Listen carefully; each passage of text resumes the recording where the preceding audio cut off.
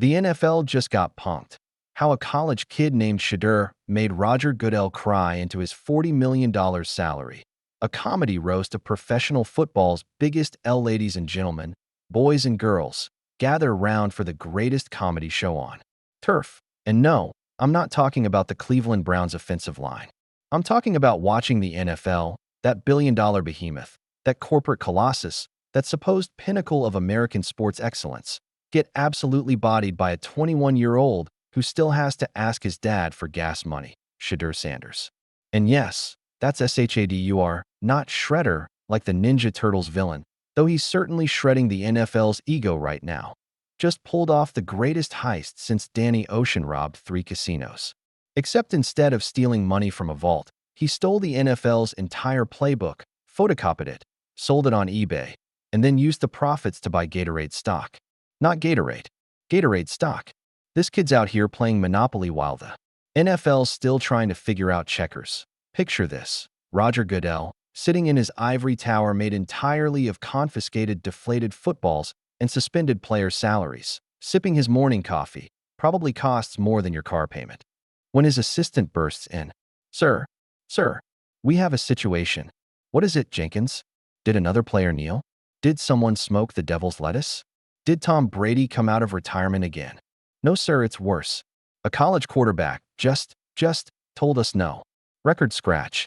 Freeze frame. Cue the curb your enthusiasm music. The NFL, an organization so powerful it convinced America to watch the Detroit Lions every Thanksgiving, just got ghosted harder than your Tinder match after you mentioned your Pokemon card collection. And the beautiful irony? They didn't see it coming. These are the same geniuses who thought the XFL would never work twice, who took how many years to figure out what a catch is, and who still can't explain why roughing the passer is called differently depending on whether the quarterback's jersey sells well. But let's talk about what really happened here, because this isn't just a story about money, though there's enough money involved to make Scrooge McDuck jealous.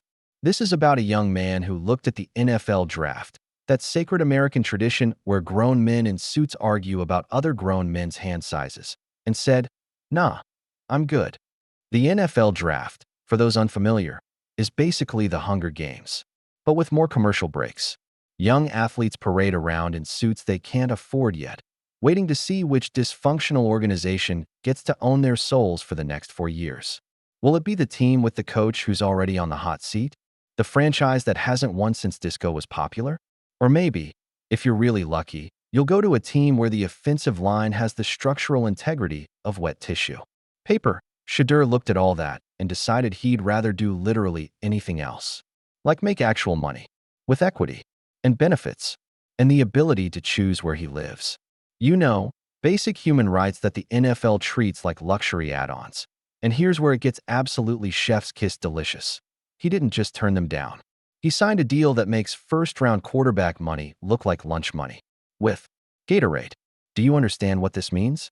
While other rookies are out here hoping their signing bonus covers their agent's fee, Shadeur's making money every time some middle-aged dad grabs a sports drink at 7-Eleven. He's getting paid when your kid drinks Gatorade at soccer practice. He's essentially turned himself into a walking, talking, touchdown-throwing dividend payment. The NFL's response? Pure comedy gold. They're scrambling like a substitute teacher who just lost control of the classroom. You can practically hear the emergency meetings. How do we spin this? Can we find him? Wait, he's not in the league. Can we find his dad? What about a strongly worded letter? Meanwhile, NFL executives are calling each other at 2 a.m. like teenagers after a breakup. But I thought he needed us. I know, Brad, I know. We were so good together. Remember when we had all the leverage? Should we text him? No, Brad, we need to play it cool. Maybe if we ignore him, he'll come crawling back. Spoiler alert, he won't. The truth is, the NFL has been operating like it's still 1985. Their business model is essentially, you want to play professional football? Cool. Here's a contract that gives us control over your life, your image rights, and your firstborn child. Oh, and if you get injured, here's a coupon for 10% off at CVS. You're welcome. But Shadeur, this beautiful, brilliant chaos agent, he's operating in 2025. He's got nil deals, social media presence, brand partnerships, and a business advisor who happens to be Deion freaking Sanders. You know, the guy who played for two professional sports at the same time and still had energy. Left over to drop a rap album? That's his dad. That's his life coach.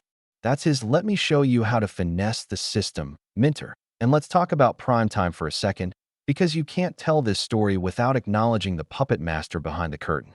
Deion Sanders raised his son like he was, preparing him for corporate warfare, not just football. While other dads were teaching their kids to throw spirals, Deion was apparently teaching Shadeur about equity stakes and residual income. Son, anyone can catch a touchdown. But can you catch a percentage of gross revenue? That's the real end zone. The generational wealth transfer here isn't just money. It's knowledge. It's strategy. It's the understanding that in 2025, you don't need the NFL's permission to be successful. You need Wi-Fi and a business plan. But what's even funnier is watching the NFL try to maintain their everything is fine facade. They're out here acting like that meme of the dog sitting in the burning house. This is fine. We're fine. Players have always had options. We support player empowerment. Meanwhile, behind closed doors, they're probably Googling how to make yourself essential when you're not. The league that once upon a time could destroy careers with a single blacklist, that could determine whether you ever saw a football field again, just got served papers by a kid who probably still gets carded at R-rated movies. And the papers were served via TikTok, with a soundtrack, and it went viral. But here's where it gets really spicy. This isn't just about Shadeur. He's just the first domino. Right now, there are 5-star recruits watching this unfold like it's the season finale of their favorite show. They're taking notes. They're calling their agents. They're asking questions like, wait, so I don't have to get drafted by the Jets? The NFL's monopoly on talent is cracking faster than their explanation for what constitutes a catch. And every crack represents another player who might say, you know what? I'll take the Shadeur route. Imagine being the NFL right now. You've spent decades building this impenetrable fortress of control. You've got TV deals worth billions, stadiums worth even more billions, and a fan base so devoted they'll sit through 4 hours of commercials just to watch 11 minutes of actual gameplay. You're untouchable. You're unstoppable. Wait, why is that college kid laughing at us? The NFL is like that popular kid in high school who suddenly realizes nobody needs their approval anymore. They're standing in the hallway, confused, as everyone walks past them to hang out with the kid who started his own company. But, we have tradition. We have the Super Bowl. We have really expensive commercials. Cool story, bro. Shadeur has equity. And let's address the elephant in the room. Or should I say, the elephant that just left the room without asking permission. Some people are saying Shadeur is afraid of competition or not ready for the NFL. To which I say, my brother in Christ, he just outnegotiated a multi-billion-dollar organization while maintaining his eligibility to play college football. If that's not ready, then what is?